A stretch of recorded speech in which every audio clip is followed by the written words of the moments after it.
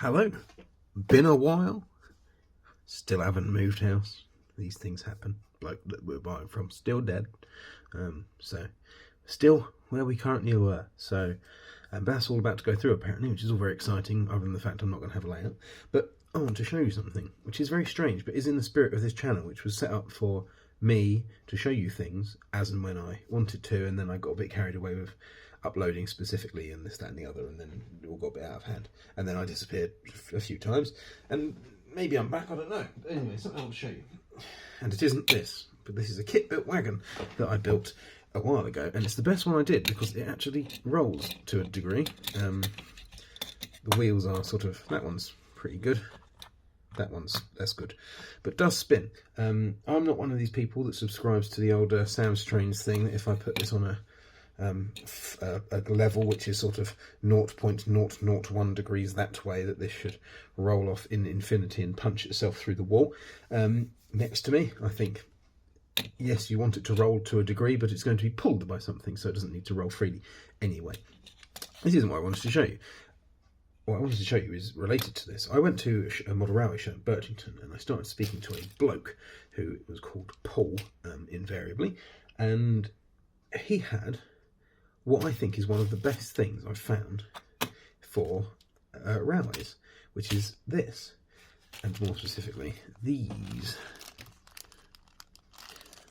So these unassuming bits of 3D printed plastic are a coupling adapter for old Hornby rolling stock, and yeah, there's various different versions of these, but they also work on kit built stock. Now this is another kit built wagon. This is in fact a kit built version of this wagon, which I built wrong actually. You can see I put this sort of bit on the inside the wrong way. Should be down. Never mind, a bit of a fail. But you can see, as these kits often do, they come with the two posts that are designed for the large Hornby coupling, and it is a NEM coupling adapter for those, and that just look so much better than this, which incidentally isn't NEM, but it's the old Dapol one, so it could have a skinny coupling on it if I wanted, but I didn't do that. So that's what I've got today. That's just sort of what I want to show you. So to aid that, I've got my bag of offcuts of Metcalf parts to find the Hornby coupling adapters, hopefully. This might be I think it's best to sort of dump all this out in one go, else the rustling's going to be horrible, isn't it? Lovely. Now we've got these here, but these are Bachmann. You can see they're marked with the B. So I've just got to find some that have got the Hornby coupling adapters. My camera is on a gimbal, which should smooth out various motions, certainly ones such as my fists of ham bumping into the tripod. Now there's another set of Bachmann ones. Get off. Now that looks like a Hornby one, and I think there was a Hornby one on one of these, isn't there? Yes. Are these the same? Seem to be. Although these pegs are a different size. Maybe let's get one of the wagons. Now the reason I mention this chap's name, I believe these kits are from they are branded as sort of Paul's Railway kits, and I will link to them if I can find them. There we go. Let's get two out of there and snap this one off here.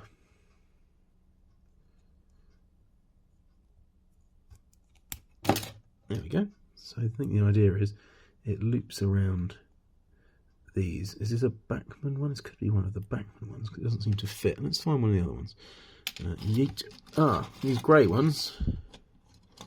H, this one says on it. H. There we go. So this should, you will find, fit on like that. To that. And then that will fit onto that like that, and then that will fit onto that like that. You see.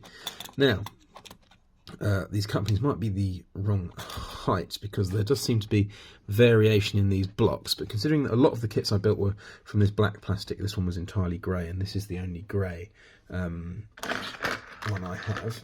I'm going to assume that this is actually could even be the correct one for this item. So let's just pop a bit of lovely poly cement. So a little bit, it's quite a lot actually. which I managed to do entirely off camera. It's very fitting to me, or for me, I guess. Oh, I've dropped it on the floor. This is the worst day ever. Oh, I don't like bending over because I'm fat. Let's find this and pop that on there like that. Now, polycement will do its thing and invariably dry that. Let me see if I can find the other coupling adapter. Here it is.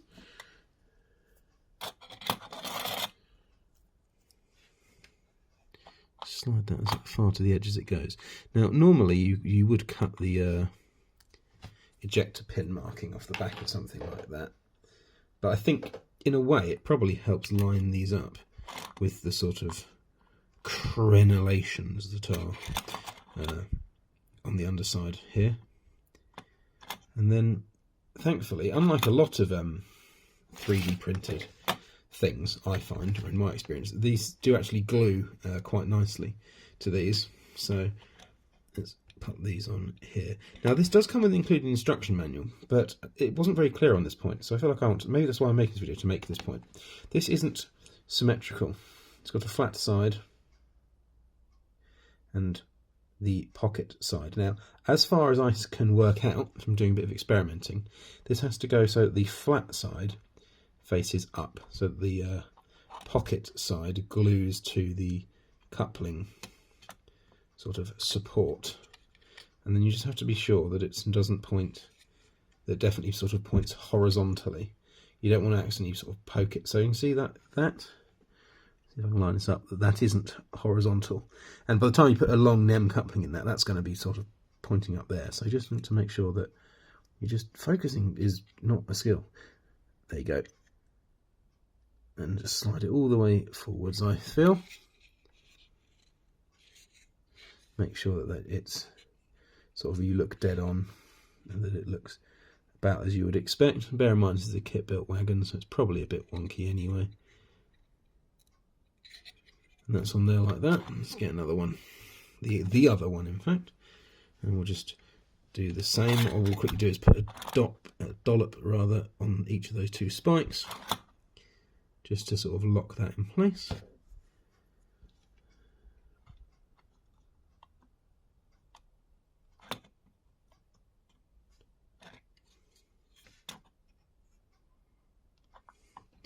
If you really wanted to be 100% sure you were doing this the best, you would give these 3D prints a little file, I'm sure, because 3D printing by its very nature, of which I have limited experimenting with, often the prints are, even a decent 3D printer will give you layer lines, which can cause rough spots in anything. So what we're going to do, we'll let that dry and we'll nick some NEM couplings off of something else. This one does not want to seem to push down that flat for some reason on this side. I'm slightly concerned at the angle that that one is pointing at. It seems to be slightly, I don't know if you can see that compared to like the buffer shank above, but it seems to be pointing slightly upwards. We'll sort of experiment. I disagree with this idea that all couplings have to be at an exact height. I think you can get away with quite a lot, actually. Let's let that dry, and then we'll come back to that. Right, I tidied up all the bits of sprue while the camera was off, and then I went and gave the astonishingly average dog a cuddle when he growled at me. So there we go. How good that's going. Now, anyway, via the magic of, well, polycement, which I don't quite understand, these parts are now glued solid to the bottom of this wagon.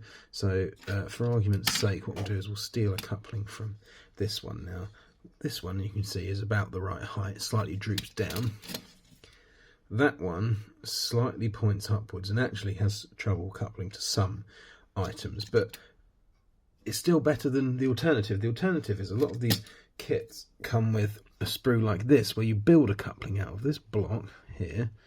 This is a plastic coupling hook, and this is sort of the body of the coupling there. And the only problem with that is that's always a bit crap, because you have to glue it all together, and that never really works. If I get the best kit-built wagon I've ever done, the box fan, which I'm probably breaking by trying to brute force it off of my layout, if I get this, which is the best one I've ever done, that one is okay, but it's still, it doesn't. If I raise this hook,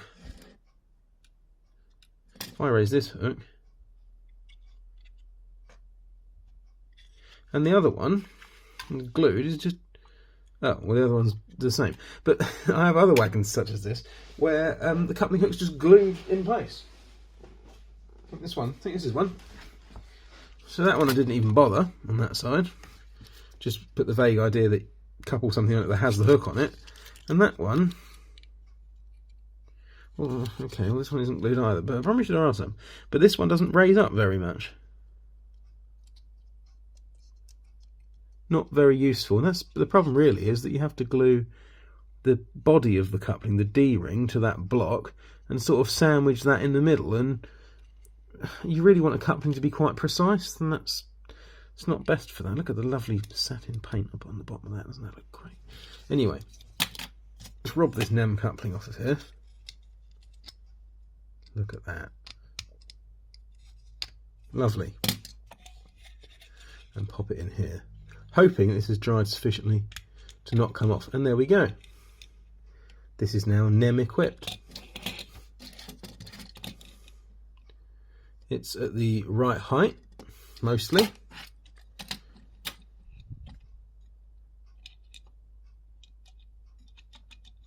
It's actually, you might be able to see, it's actually, I think it's slightly high. I think it sits kind of like that versus the other one.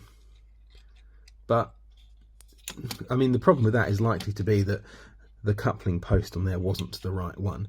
But that is perfectly serviceable. I mean, they will push together